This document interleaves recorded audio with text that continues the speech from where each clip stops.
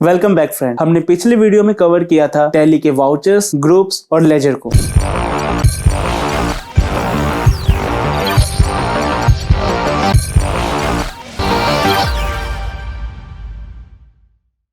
तो hey guys, this is Amit और आज के इस वीडियो में हम कवर करेंगे लेजर के प्राइमरी ग्रुप्स को। तो चलिए शुरू करते हैं आज के इस वीडियो सेशन को। तो जैसा कि आप जब टैली में लेजर को क्रिएट करते हैं तो वहां पर आपको दो ग्रुप देखने को मिल जाते हैं, जिसमें से पहला होता है आपका प्राइमरी ग्रुप और दूसरा होता है आपका सेकेंडरी ग्रुप। आपके प्राइमरी ग्रुप में होते हैं टोटल 15 ग्रुप और आपके सेकेंडरी ग्रुप में होते हैं आपके टोटल 13 ग्रुप। तो इस वीडियो में मैं कवर करूंगा आपके टोटल 15 प्राइमरी ग्रुप्स को। तो चलते हैं हम अपने स्क्रीन पर और डिस्कस करते हैं हर एक ग्रुप को। तो जैसा कि हमारा जो पहला ग्रुप है वो है कैपिटल। आखिर एक कैपिटल अकाउंट होता क्या है? एक बिजनेस को स्टार्ट करने के लिए उसमें जो पूंजी लगाई जाती है उसे हम पूंजी खाता कहते हैं, यानी कि कैपिटल अकाउंट कहते हैं। और टैली में जब हम उसका लेजर बनाते हैं तो उसे हम कैपिटल अकाउंट के अंदर रखते हैं। पूंजी किसी भी रूप में हो सकता है, चाहे वो आप कैश के फॉर्म में आप इन्वेस्ट करो, चाहे और किसी भी फॉर्म में आप इन्वेस्ट करो। आप अपने बिजनेस में स्टार्ट करने के लिए जो कैपिटल इन्वेस्ट करते हैं हम उसे इस कैपिटल अकाउंट में इंटीग्रेट करते हैं। फिर आता है हमारा दूसरा लोन्स लायबिलिटीज। लोन लायबिलिटीज आखिर होता क्या है? जब हम बिजनेस के लिए किसी प्रकार का कोई लोन लेते हैं तो उसे हम इस अकाउंट के अंतर्गत रखते हैं, यानी कि लोन से लायबिलिटीज के अंदर हम रखते हैं। फिर आता है हमारा करंट लायबिलिटीज। अब ये करंट लायबिलिटीज क्या होता है? जब हम कम समय के लिए किसी से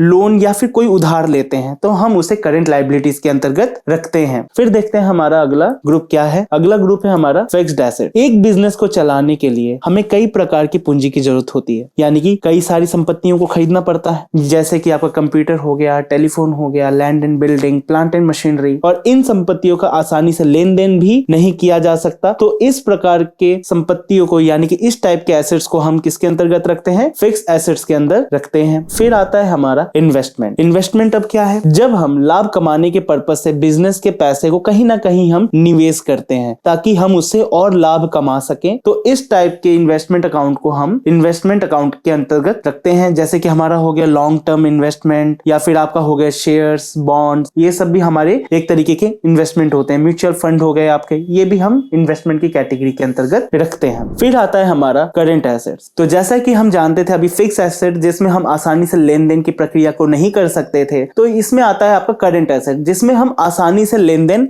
कर सकते हैं। तो जिस भी तरीके से हम आसानी से लेन देन कर सके उन सभी खातों को हम करंट एसेट्स के अंतर्गत रखेंगे। फिर आता है हमारा मिसलेनियस एक्सपेंसेस एसेट्स।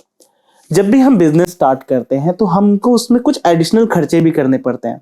तो जो हम इसमें एडिशनल खर्चे करते हैं उसे हम क्या कहते हैं? Miscellaneous expenses. जैसे कि आपका कंपनी का लोगो हो गया, स्टैम्प ड्यूटीज हो गई, या फिर हमने किसी तरह का कंसल्टिंग चार्जेस दिए। तो इन सभी को हम कहाँ रखेंगे? मिसलेनियस एक्सपेंसेस के कैटेगरीज में रखते हैं। फिर आता है हमारा सस्पेंस अकाउंट। अभी आपका सस्पेंस अकाउंट क्या होता है? कभी कभी ऐसा होता है कि हम टैली में जो एंट्रीज करते हैं उसमें कोई एक दो एंट्री होती है जो हम करना भूल जाते हैं, जिससे जो हमारा फाइनेंशियल रिकॉर्ड होता है या फिर कह सकते हैं हमारी जो फाइनेंशियल रिपोर्ट होती है उसमें कुछ अमाउंट का डिफरेंस आ जाता है। तो यही अमाउंट के डिफरेंस को कहते हैं हम सस्पेंस अकाउंट। तो इन सभी चीजों को हम किसके अंतर्गत शो करते हैं? सस्पेंस अकाउंट के कैटेगरी में हम इसे शो करते हैं। फिर आता है हमारा अगला ब्रांच डिवीजन। अब ये ब्रांच डिवीजन क्या होता है? आपका मेन कंपनी के द्वारा बनाए गए अलग अलग अकाउंट, यानी कि जैसे मेन कंपनी के द्वारा बनाए गए अपने ब्रांच के खाते को ब्रांच डिवीजन के ग्रुप में रखते हैं। फिर आता है हमारा अगला sales account. Sales account, sales से यानी कि बेचना। तो ऐसी वो सारी प्रक्रियाओं को इसके अंतर्गत रखा जाता है जिसमें हम किसी भी वस्तुओं को बेच रहे हैं या फिर सेवाओं को बेच रहे हैं। तो हम जब भी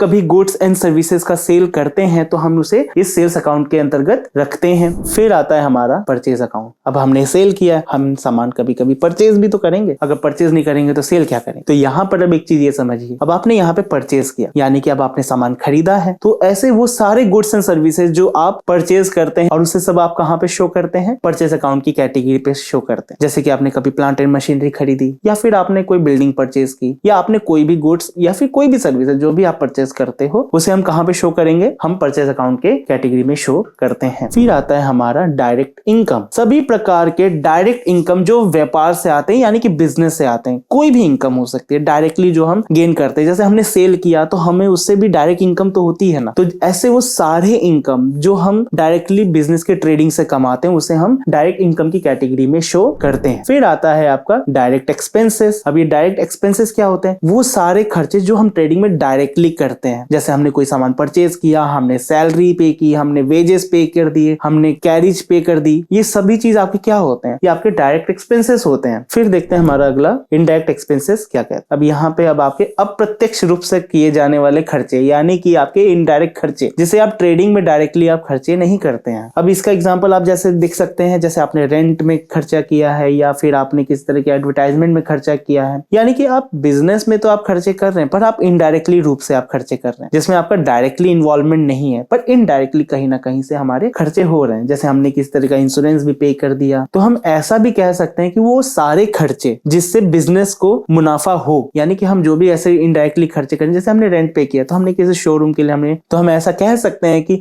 वो सारे खर्चे जिससे बिजनेस को डायरेक्ट फायदा हो उसे हम कहते हैं इनडायरेक्ट एक्सपेंसेस। फिर आते हैं हम अपने इनडायरेक्ट इनकम पे। अभी तक जैसे हमने डायरेक्ट इनकम पढ़ा था उसी तरीके से अब ये इनडायरेक्ट है पर अप्रत्यक्ष रूप से है, यानी कि इनडायरेक्टली आपको होने वाली इनकम है। जैसे आपको इनकम रिसीव हो गई या फिर आपको रेंट रिसीव हो रहा है या फिर आपने किसी तरीके के प्रीमियम को रिसीव कर लिया, ये सब आपके क्या है? इनडायरेक्ट इनकम है। तो फ्रेंड, हमने इस वीडियो में कवर किया पूरे के पूरे 15 प्राइमरी ग्रुप्स को। हम अपनी नेक्स्ट वीडियो में अब कवर करेंगे सेकेंडरी ग्रुप्स को। So that's for all today's video. तब तक के लिए बाय बाय। कोई भी सपना साकार करने के लिए सबसे जरूरी है सही कोच का होना।